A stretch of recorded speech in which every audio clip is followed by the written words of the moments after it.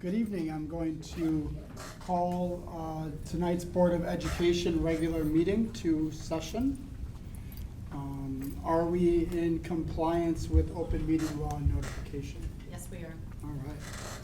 Can you please call the roll? Carlin? Here. Herzog? Here. Heschel? Here. Szilagyi? Here. Wright? Here. Wyman? Here. We have a quorum. Thank you. All right. Dr. Gunlock, would you enjoy leading us in the Pledge of Allegiance? I would. I pledge allegiance to the flag of the United States of America and to the republic for which it stands, one nation, under God, indivisible, with liberty and justice for all. Thank you, Dr. Gunlock. You're welcome. Encourage everyone to speak into their mics tonight if they wish to speak. So, all right, moving on to board administrative reports. First up is myself as the board president, and I have some comments that relate to the superintendent onboarding process and engagement that we're embarking upon here. So, give me a second here. So for my report this evening, I wanted to take a brief moment to inform all of you and the community of some elements that Dr. Herzog and with Dr. Herzog and Dr. Davis that we're working on or will be working on related to Dr. Davis's introduction to the Oshkosh Area School District community. So all of you have received an email from Sherry Wirtz asking you to email her names of community members and their contact info. As you know, we're seeking to introduce Dr. Davis to a wide array of individuals and entities that represent our community. So the more we have, the better. Also, we would also like you to indicate as board members where you would like to serve as a liaison to making the connection for those persons and then helping instill continued improvement of that connection and growth within that relationship in the community for Dr. Davis and that community members. So next I'd like to inform you of several kind of meet and greets that we'll be doing within the Oshkosh Area School District community.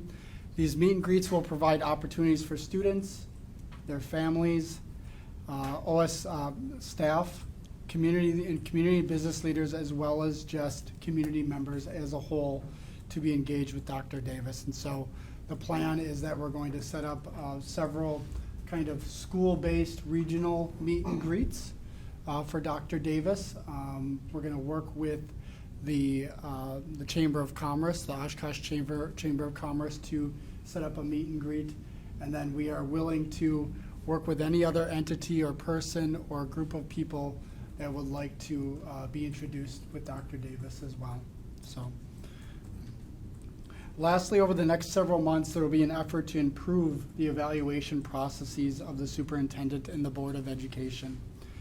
This will be done through conversation with Dr. Davis, Dr. Herzog, and myself, providing guidance to and from the Policy and Governance Committee, and with the potential ratification of the evaluation processes by the board itself. To put this into context, the one thing that I didn't state that's ultimately connected to the success of not just Dr. Davis and not just the Board of Education, but also our community, and that is of connecting all of these processes with our strategic plan, which is, you know, our plan of how we plan to be successful in putting students first and ultimately growing our community as a progressive, favorable community that enjoys a strong education for our community. So my hopes is that the ratification of these policies would be in place by September or October of 2021, and hopefully in time for hypothetically a quarterly evaluation. So so the purpose of my report today was to provide insights into this onboarding process that will allow the board and the community to be involved in creating a foundation of success for Dr. Davis. So all of you are encouraged to be in that process. Even the community is encouraged to be involved in that process. So that's my report. Thank you for your time. All right. Next up will be Dr. Gunlock giving the good news report. Thank you. We have several positive things to talk about here today. First off, Oshkosh West student athletes are enjoying many successes. Wildcats softball advanced to the sectional final game, which is happening this evening. The boys track team won first place, and the girls track team took 9th place at the state tournament. 6 Wildcat girls golfers were named Academic All-State honorees by the Golf Coaches Association of Wisconsin. The girls soccer team was named regional champions, and the boys tennis team finished their season as D1 sectional runner-up. Congratulations to them all. Next, congratulations to Mike Graves, the head janitor at Emmeline Cook Elementary School, who was named the 2021 Custodian Maintenance Professional of the Year from the Wisconsin Association of School Business Officials. A tremendous honor. 15 or 75% of our schools were recognized by the Wisconsin Response to Intervention Center and DPI for their efforts in implementing an equitable, multi-level system of supports. Creating a system that meets the needs of all students is rewarding work that takes the determination of many people. We are proud of this valuable and very critical work. The first ever summer climb program at Washington Elementary School is already making a difference for kindergartners and first graders. Students are spending the summer getting highly targeted instruction, enrichment and intervention in literacy, math, and social emotional skills in order to help them reach their highest potential prior to the start of first grade or second grade. The 7-week program is unique to Washington and made possible through a grant support from the Oshkosh United Way and the Oshkosh Area School District. There's one other group that really deserves a shout out here, and that is the kindergarten and first grade teachers at Washington. They are so passionate about their kids' success that they wanted to do this, which is remarkable in a regular year. But when you look at the challenging COVID year we had this year, that's even more challenging, or more amazing. So congratulations to them as well, and we really appreciate all their hard work and dedication. We would like to remind all families and community members that the district is providing free meals to children in need throughout the summer. Details are available on the screen and can be found on the district website. And that is a slightly shorter good news report.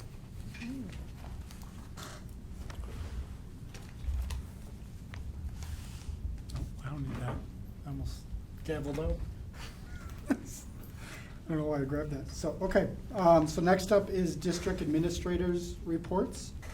Do we have anyone, are we still planning on Yeah, giving? we can do Okay. that. Mhm. So I would like to invite, next up is a COVID-19 report.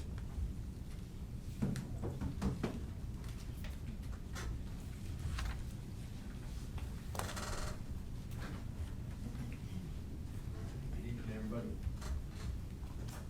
With the end of the school year, there's not quite as much to share related to COVID-19.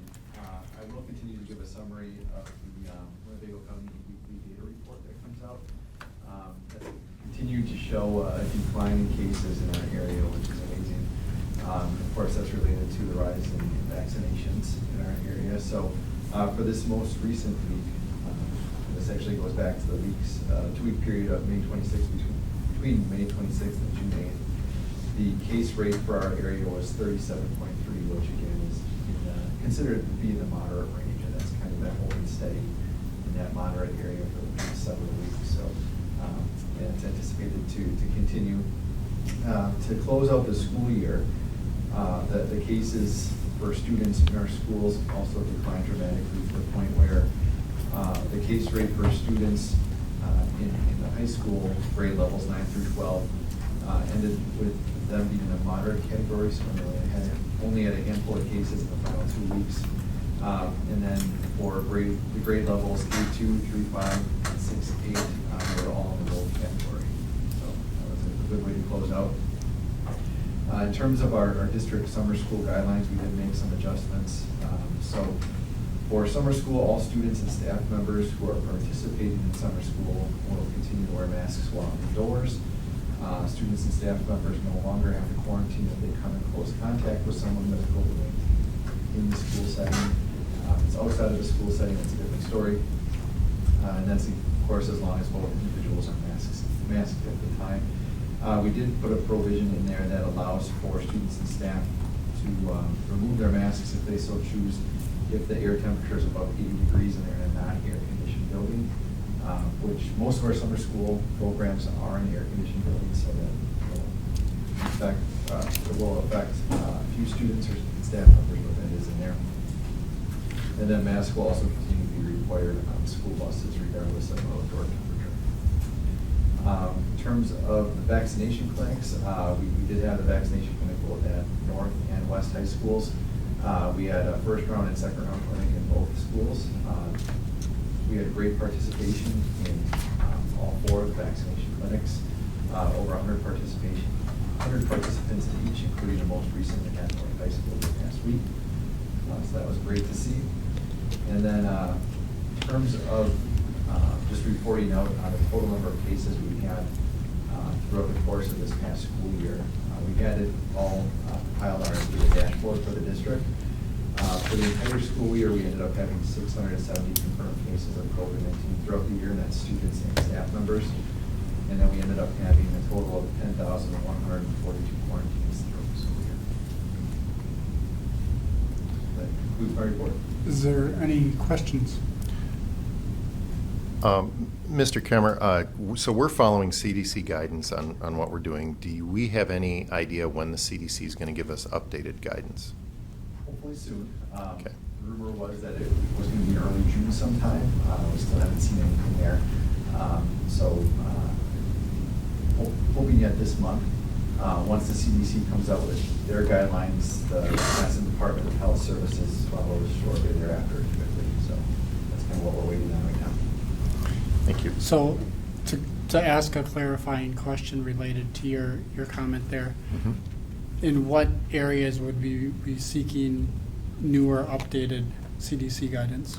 Well, it'll probably be in a variety of areas. One of them is going to be the usage of masks in younger and younger ages. You know, obviously, as more and more kids get the ability to be vaccinated, what we're probably going to be looking at is relaxing some of those requirements as we go.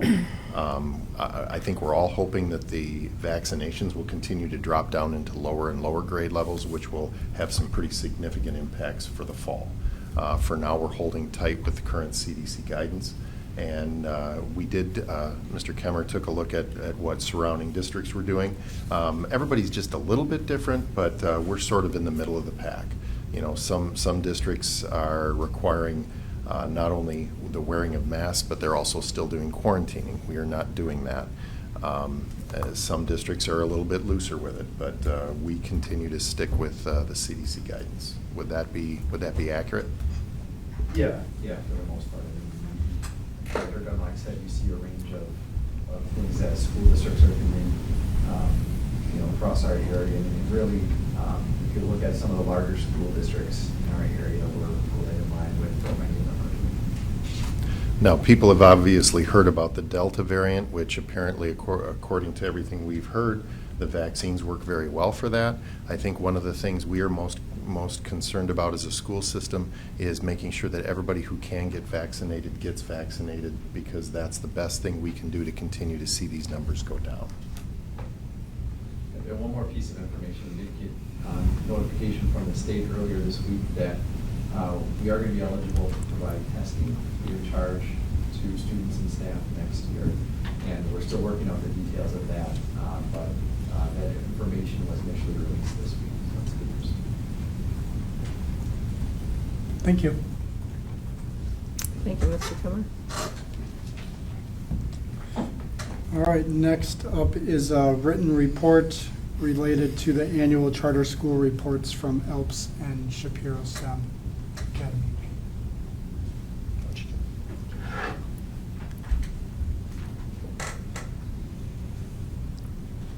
Good evening.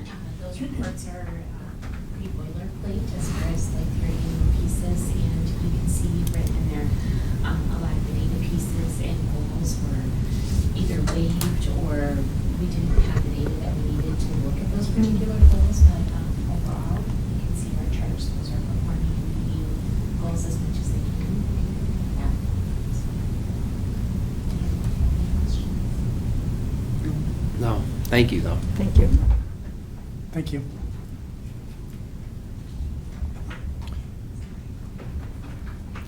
Julie, would you like to stay up for? Was that Yeah. the next one? Yes, so if you can please go forward with a report on the student academic standards, requirements, and assessments. So annually, as you saw in the report, the board is required to approve the academic standards for the next school year prior to July 31st. So listed in exhibits A, B, and C, elementary, middle, and high school, you'll see the academic standards that will be inside of our learning management system and or inside of the campus that our staff and students will be progressing towards in the coming year. And then included with that update is also the Wisconsin Student Assessment System and what we are anticipating for accountability reports and what we are anticipating with the state testing for next school year. Any questions? Thank you.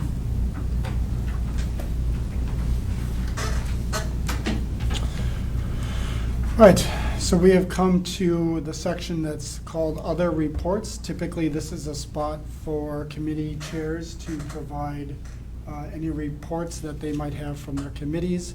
I have heard from 2 individuals so far. Is there more than 2 people? Okay, so a full board of reports here. So just to remind you all, you have 3 minutes. It's a race to get it done. So. Yeah. So we'll start this way and we'll go around the table. All right. So the policy and governance meeting met Wednesday, June 9th, and our first topic was the co-curricular handbook updates. I think what the public will be most interested hearing is the district is moving towards paperless, so the handbook will be incorporated into Infinite Campus and will be available electronically. I think parents will be happy about that. The second thing we talked about was the agenda, because we wanted to discuss the concerns about making these reports brief. We did not suggest any changes to any of the committee policies, and in each of the committee policies, it does say that the board chairs will report to the board. We felt that it was too risky to take that out. But we did talk about proposed changes in the agenda that might help cut this short. So one of the ideas was that the committee reports only be provided at 1 meeting each month, and that would be this meeting, the second meeting of the month. So then they wouldn't come before meetings where we have a lot of workshops. They would come on the meetings where we vote. And so we'd share with the public what we might potentially be voting on. So that was one suggestion. Another solution that we thought might be helpful was, and we are doing this, is bringing the listening sessions back in August. I think we've all got the email that we would sign up for the listening sessions. So that's another solution to help with this. And another one was no longer reading each item listed in the consent resolutions, which we've kind of started doing.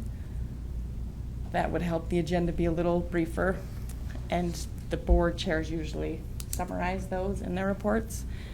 And then the final one, which we've also started doing, was that the retirement resolution would be part of the individually considered resolutions. So those were just some of the changes that we discussed. That's my report. Okay, the Legislative Committee met on May 27th. It was myself, Dr. Herzog, Mr. Wright, and Dr. Gunlock in attendance. I'm going to keep it to respect the board's wishes.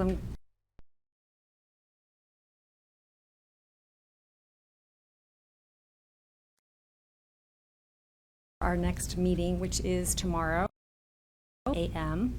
The other announcement was there is a WASB workshop at 6 p.m. It's an online discussion forum engagement works and what doesn't.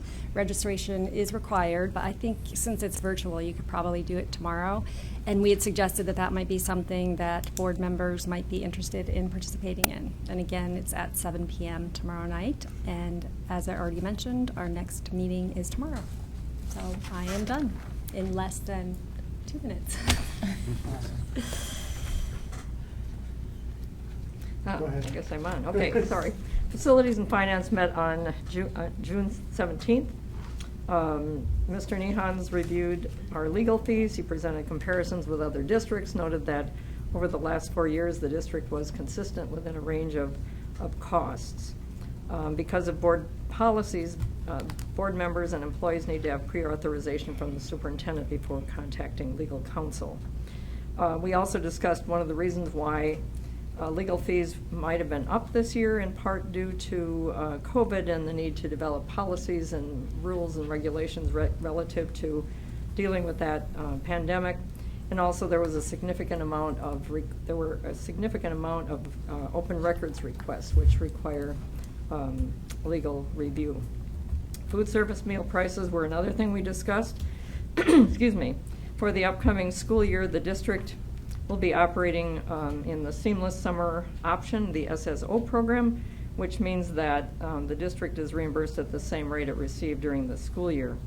The federal government has extended the free meals for the 21-22 school year for all students, and there will be no increase in meal prices for students and adults, and that's contained in a resolution on tonight's meeting. We also discussed carryover funds. Many of our schools have significant dollars sitting in accounts, and there's an interest in making sure that they have a purpose for those funds and that they're used to benefit students. Mr. Nehans also presented a PowerPoint which had been carried over from the May meeting to educate the committee on various financial items. It was very informative, and we all felt it was worth our time. The next meeting is scheduled for Thursday, August 19th. Thank you. Thank you. I have a slight report, and then you can go. So I met as a representative of the Oshkosh Area School District Board of Education on the joint review board for the city of Oshkosh, and it's a board that meets to discuss the benefits of tax incremental districts, or TIFs, as we commonly hear them in the community. And it was just kind of an educational briefing of the historical nature of the TIFs that the dozens of TIFs that we have in the Oshkosh community. So that was that's all we did, is they gave us a presentation on those TIFs, and just highlighted some that were going to close soon, some that were many years, the success of some, what might not make a TIF successful, things that they can think about doing to increase its increment to the community as well. So it was a very, very good session and educational. So go ahead. Okay. Thank you. We had the administration compensation meeting on June 22nd. It was a really fascinating, wonderful meeting. Mr. Nienhaus brought to us a new methodology for compensation using Forecast 5, which takes us kind of into a future mode of being able to look at what other districts are doing as far as compensation, and also looking at those numbers that are most applicable to what we are doing. We are looking, Mr. Nienhaus and his staff is continuing to look at information which will impact our structure. We'll be meeting again in November or December, so we can have packages available when we start hiring in spring for next fall.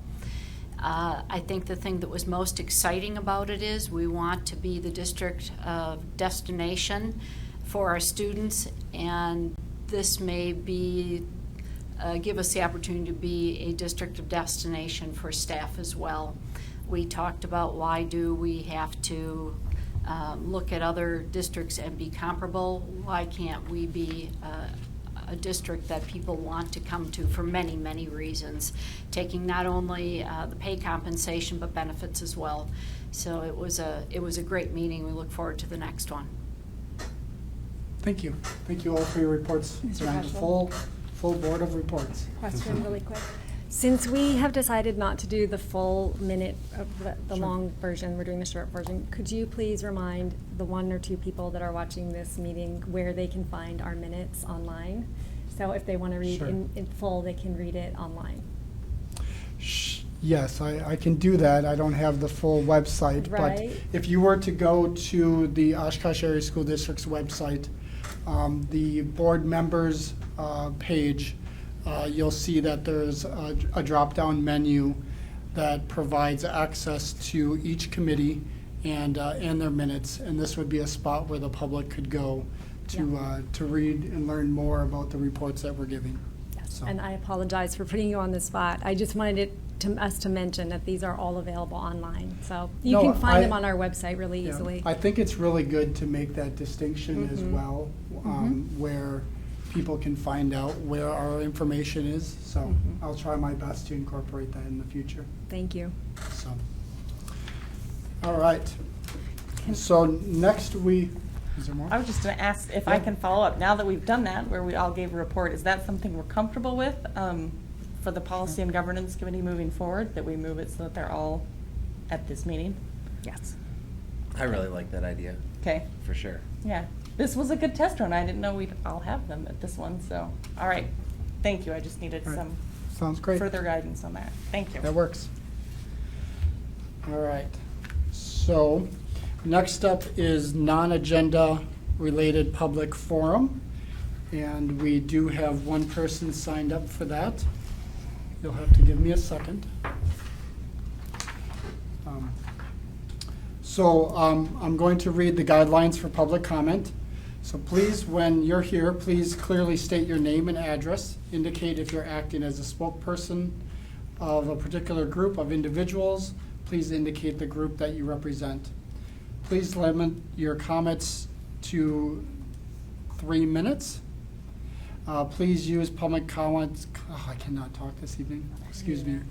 Please use public comments rather than question and answer dialogue.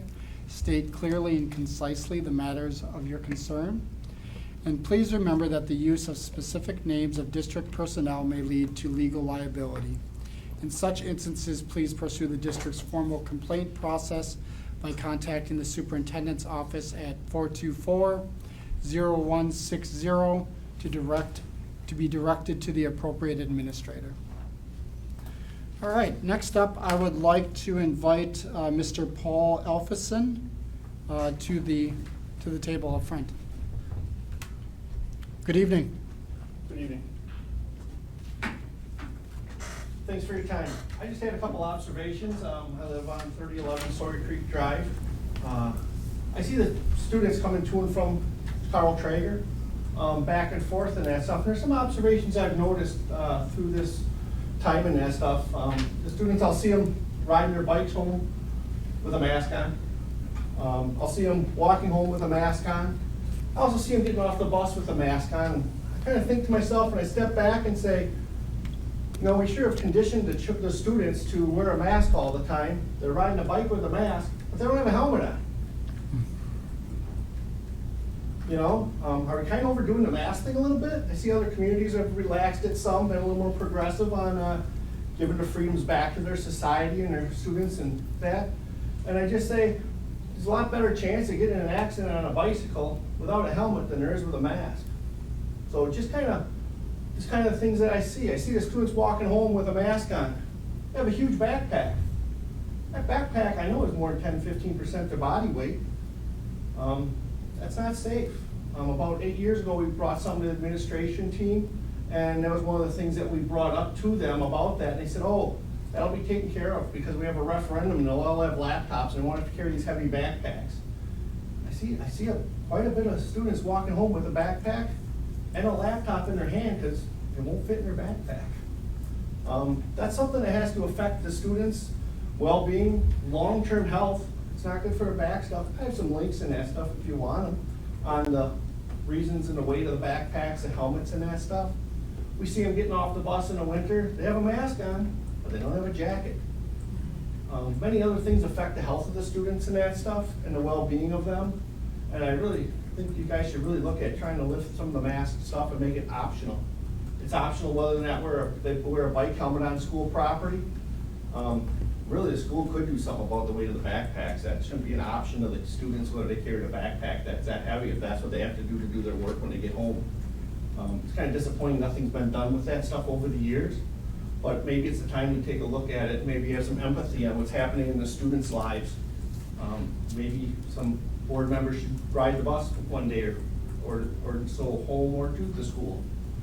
Maybe you'd have a little more empathy for the students and what they have to go through. Oh boy, you've done a great job washing them on, so they all wear a mask and that stuff. I really think that maybe that should become something a little more optional too, as soon as it can happen safely. I know there's a lot of different opinions on that, and I see different stuff up and down the valley. Might be something you want to look at. Thank you very much. Thank you. Thank you. Thank you for your comments tonight.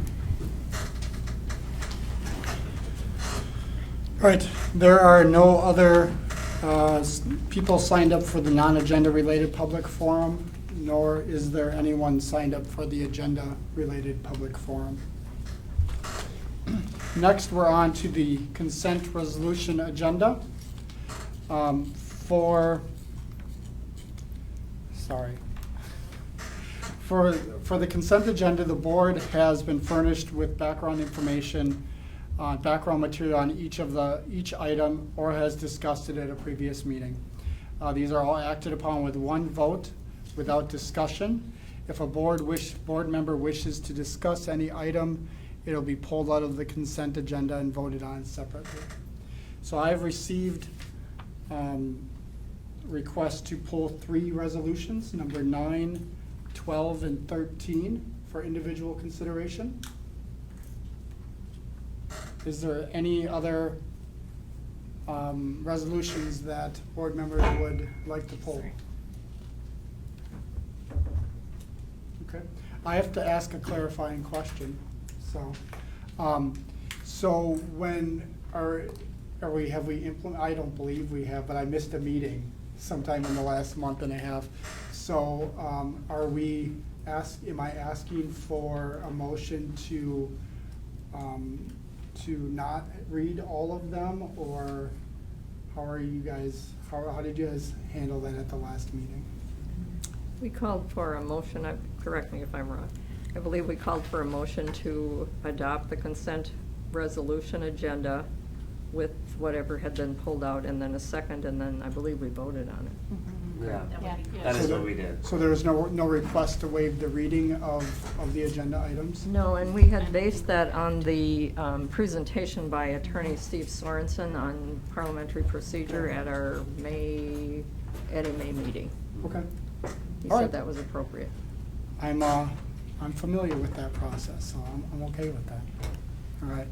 So, but still, it's my first time asking for it. So I'm looking for a motion to approve the consent agenda minus resolutions 9, 12, and 13. So moved. Second. Moved by Wright, seconded by Carlin.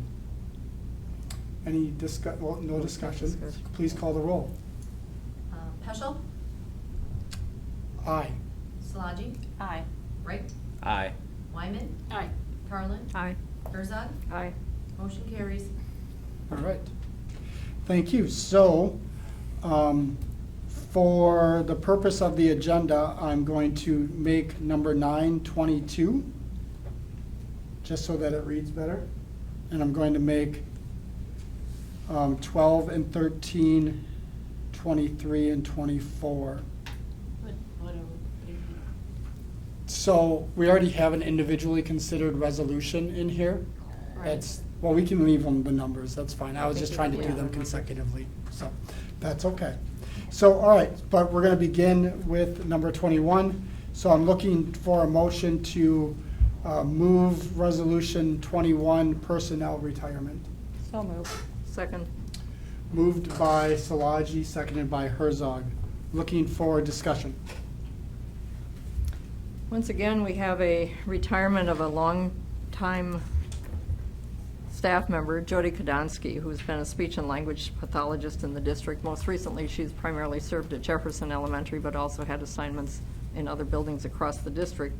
She's been employed with the district since 1995, so she's completed 26 years of service to the students and families of our community, and I think it's appropriate to thank her for her dedicated service to our students and staff and families, and to wish her well in retirement. Any other comments? All right, please call the roll. Szilagyi, Aye. Wright, Aye. Wyman, Aye. Carlin, Aye. Herzog, Aye. Peschel. Aye. Ayes have it, resolution carries. All right, so next we have resolution number 9, which is 2021-2022 Fox Valley Technical College Riverside contract. I would be looking for a motion to move. So moved. Second. All right, moved by Herzog, seconded by Szilagyi. And I believe that we have Mr. Kamer and Ms. Conrad here to give us a report on that. It's really not necessary to have a report. We Oh, can just or to- I'm ask- sorry, to ask respond to if the any board has questions. any questions. Is there any discussion on this? Sorry. Mr. Peschel, I had been the one who asked that this be pulled. I'm really delighted to see that this report provides for an additional section to be added to the Riverside program. The Riverside program follows up on the program that had been located at what is now the Howard. Previously, it was known as the Eagles Club. And it was East High School. It was an alternative high school to serve those for whom the traditional comprehensive high school was not meeting their needs. And we've had waiting lists in some instances, and so I'm just delighted that we're going to add another section. This has been a valued program, and if any of you have had an opportunity to attend their graduations, they're really heartwarming. They serve a definite purpose in our community. They help our students transition from perhaps a less than successful high school experience to finishing a high school diploma, and then making that transition oftentimes into coursework and programs at Fox Valley Tech. So I want to thank the staff who have made this possible so that we can continue to serve the students who need this program. Yes, thank you. Thank you, Dr. Yeah, thank you. Herzog. Any other comments? Would you like to say anything? You don't have to. No, it is a great program. It's going to give a lot more students options. Students who typically wouldn't feel that successful in traditional high school settings. So by adding this additional section, we'll now have 2 sections in the morning and 2 sections in the afternoon. So each section can serve a minimum of 14 students, but some students finish faster than a semester. So sometimes we can get more than 14 into each section. So it is a great benefit for our students. Thank you both. Thank you.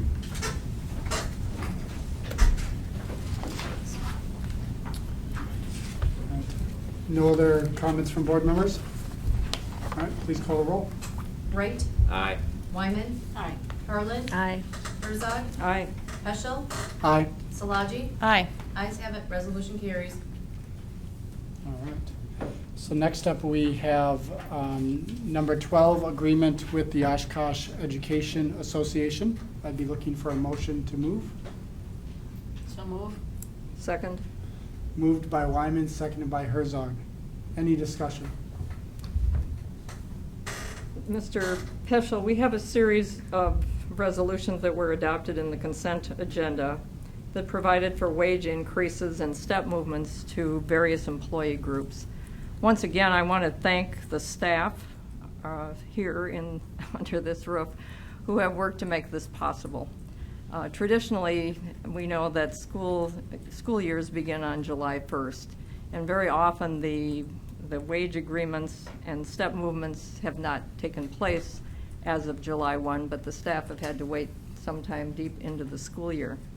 And that's been based on a variety of factors. So the fact that we are able to vote on this in June for an implementation of July 1st, I think is very important.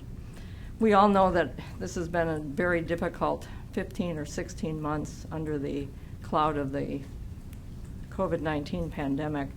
And I think that this is one small way that we can convey to our staff how much we appreciate the extra effort that has gone into the work that each one of them has done to make sure that our students are successful. It also ties in with our strategic goal of recognizing and retaining our staff. So I just want to thank the staff under this roof who have helped work to make this happen, and to the various employee groups who have been apprised of these changes. Thank you. Any other comments from anyone else? All right. I'm just going to indicate that I'm going to vote.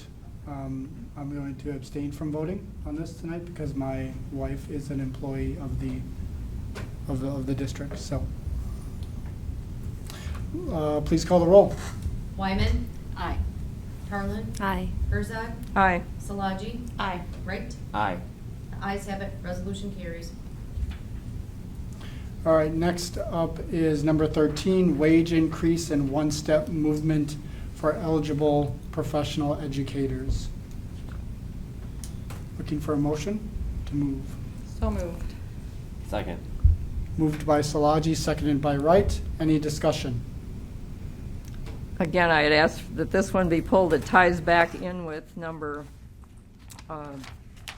12, and again recognizes not only the increase in compensation of the CPI, but also allows step movement for those who have earned that. And again, I'm very happy that this will go into effect as of July 1, when the academic year actually begins.